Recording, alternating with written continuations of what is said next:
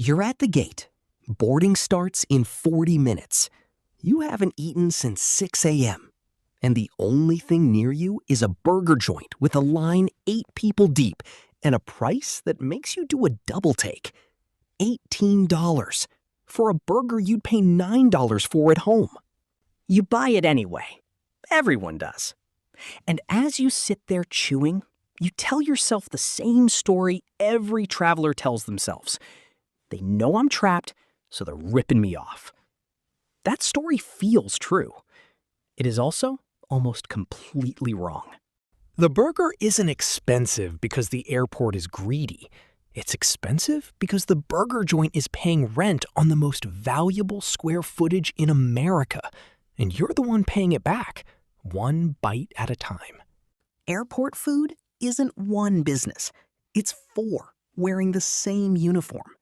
There's the national chain outpost, a Chili's or a Shake Shack that looks identical to the one at your local mall, except everything about its lease is different.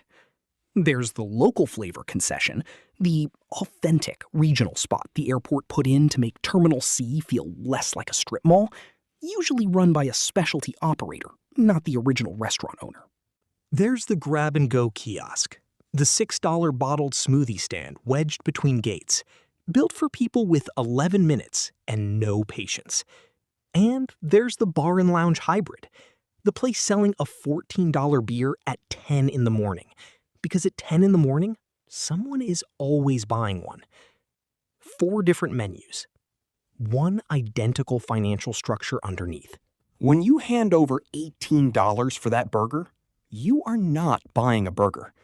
You're buying, in order, the beef, the bun, the labor to cook it, the labor to serve it, the refrigeration to store it, the square footage it's assembled on, the badge and background check every employee back there needed just to get hired. And this is the part nobody pictures. A cut that goes straight to the airport authority before the restaurant sees a dime of profit.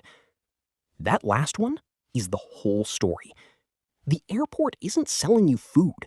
It's selling the restaurant access to you, and the restaurant is passing that access fee straight through onto your receipt. Here's what it costs a restaurant just to exist past security. Airport concession contracts typically require operators to hand over somewhere between 8 and 17% of gross revenue to the airport authority. Not profit, revenue. Before rent on the physical space, before build-out, before a single burger is flipped. Build-out alone, kitchen equipment, ventilation, seating, signage that meets airport code, can run a mid-sized quick-service concept $400,000 to $1.2 million. And that entire investment has to be recouped inside a lease that might only run 5 to 7 years, because airport contracts get rebid on a schedule, not on the operator's timeline. Compare that to the strip mall version of the same restaurant, rent of maybe $4,000 a month, no revenue share clause, and a 10-year lease to spread the build-out cost across. Same burger, 2 completely different math problems. So follow one burger from raw input to your hand. The beef supplier sells at wholesale. Same price whether it's headed to a diner in Ohio or a terminal in Atlanta.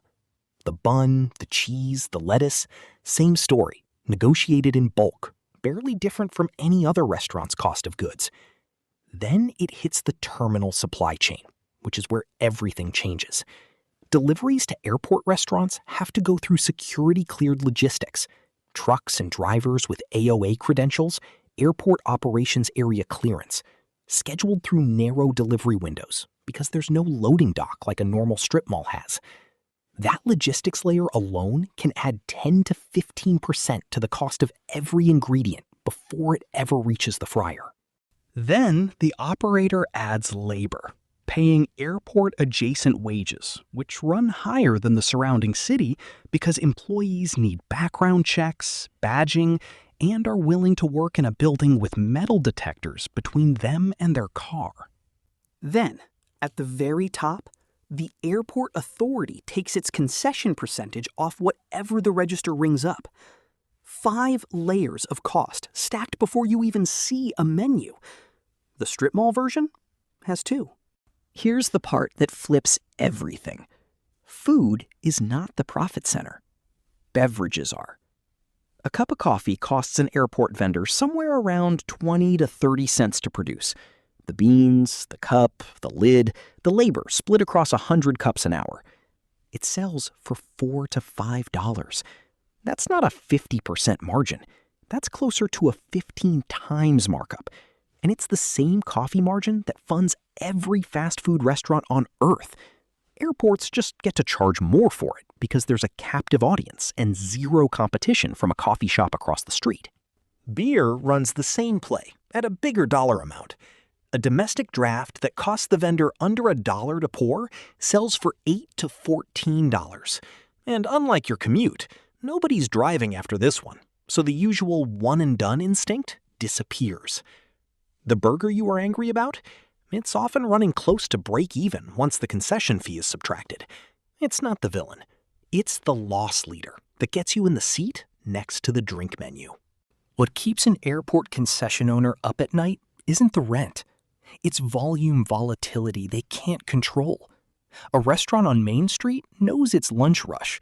An airport restaurant's entire revenue depends on flight schedules it doesn't set, weather it can't predict, and a security line that might eat 40 minutes of foot traffic without warning. One canceled flight bank on a slow Tuesday can wipe out the margin they were counting on that whole week. Add to that, staffing has to be scheduled around flight banks, not meal times, meaning payroll during a 5 a.m. rush and a dead 2 p.m. lull on the same shift. And unlike a strip mall tenant, they can't just quietly go dark for a slow season. Airport contracts often carry minimum operating hours requirements written into the lease.